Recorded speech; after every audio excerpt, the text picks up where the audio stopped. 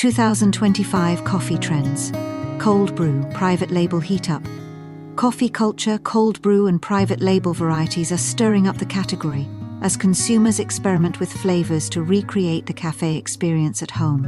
Certainly coffee houses are not going away, but we are continuing to see more and more younger consumers drinking and preparing coffee at home. Brittany Polka, VP of RTD Beverages at Danone North America, told this publication.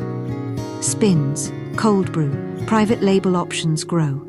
The refrigerated ready-to-drink RTD tea and coffee segment reached $1.3 billion in sales, growing 6.5% in dollars and 4.6% in units, according to Spin's MULO data for the year ending November. 3. Cold brew and private label beverages growth drove the RTD category.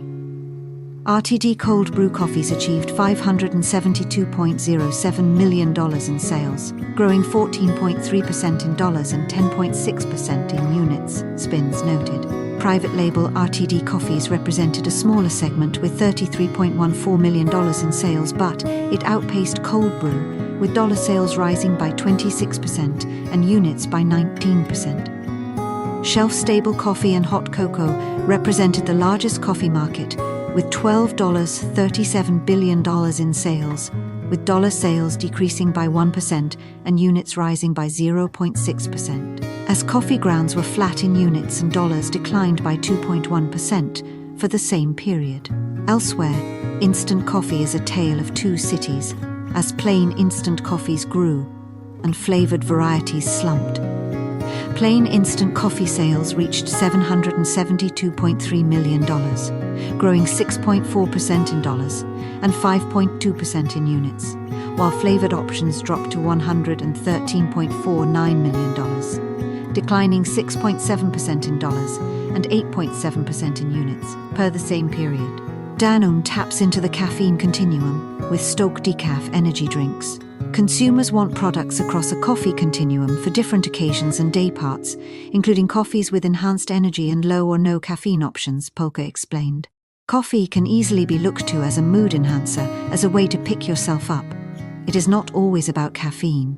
There are more ways to uplift the mind, body and spirit than just reaching for a certain amount of caffeine, she elaborated. Delivering on the coffee continuum, this month, Danone released 2 decaf varieties of its stock coffee, an unsweetened and lightly sweetened version, and launched a canned coffee energy drink exclusive to convenience stores last month.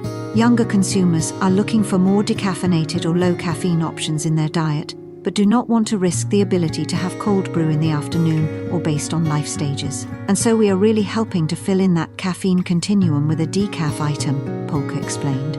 Limited time offerings bring consumers into the category.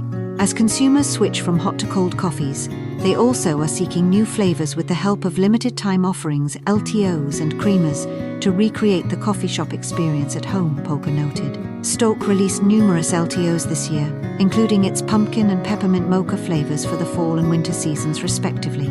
The seasonal LTO strategy in general is one that both are loyalists of the brand, as well as people who don't interact with the category on an ongoing basis. We find them entering the category in order to experience the joy of a seasonal flavor and then perhaps exiting, going back to their typical coffee routine after the fact. So, it gives us a chance to interact with consumers in a way that we typically would not, and sometimes new households, Polka elaborated. In creamers, Danone's International Delight brand released a cold foam coffee enhancer earlier in the year, providing another way to experiment with coffee flavors, Polka said. The launch was an incredible success for the organization, she noted, reinforcing the coffee supply chain with regenerative. Private label coffee brands are increasingly popular as manufacturers tap into functional trends and shore up the supply chain with regenerative agriculture practices. Last month, sustainable private label beverage manufacturer Fed Up Foods expanded into the original functional beverage Lely. Coffee Andreas Schneider, co-founder and VP of sales of Fed Up Foods, told us at the recent Private Label Manufacturing Association trade show in Rosemont. Unpredictable weather and irregular rain patterns are pressuring the global coffee supply chain, ruining soil health and challenging brands and farmers. Fed Up Foods' cold brew coffee line is made with regenerative, organic certified Arabica beans, sourced directly from its farmer partners who practice healthy soil practices, Schneider noted.